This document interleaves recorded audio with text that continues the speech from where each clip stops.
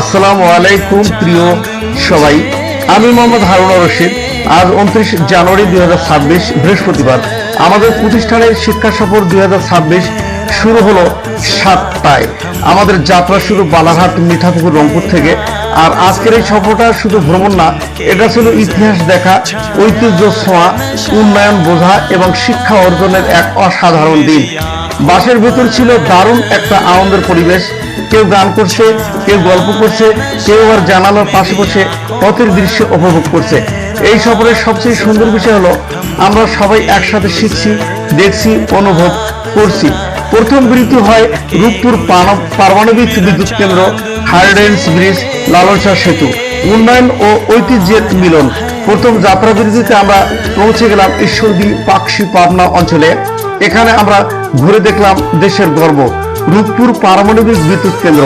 এই জায়গাটা দেখলেই বোঝা যায় বাংলাদেশ কতটা দ্রুত এগিয়ে যাচ্ছে।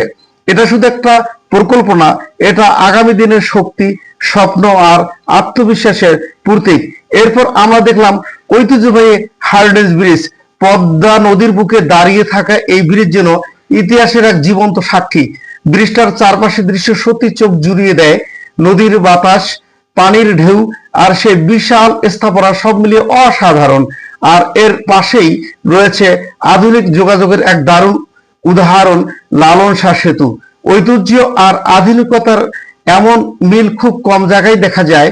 এই মুহূর্তে দাঁড়িয়ে মনে হলো বাংলাদেশ ইতিহাস ধরে রাখছে, আবার ভবিষ্যতের দিকেও দৌড়াচ্ছে।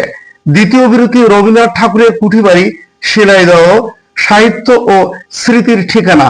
এরপর আমরা গেলাম কুষ্টিয়ার এক ঐতিহাসিক জায়গায়, রবীন্দ্রনাথ ঠাকুরের কুঠিবাড়ি, শিলাদহ, কুমারখালী, কুষ্টিয়া।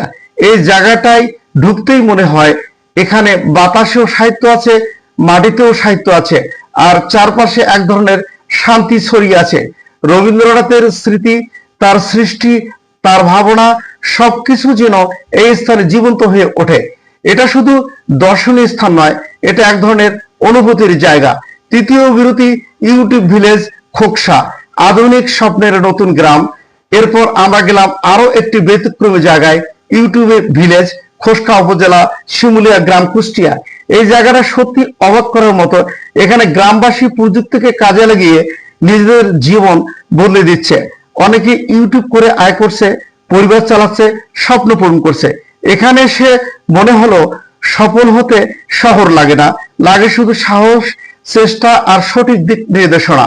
চতুর্থ বিরতি ইসলামী বিশ্ববিদ্যালয়, ইবি, জ্ঞানের আলো। এরপর আমরা গেলাম শিক্ষার এক গর্বিত প্রতিষ্ঠান,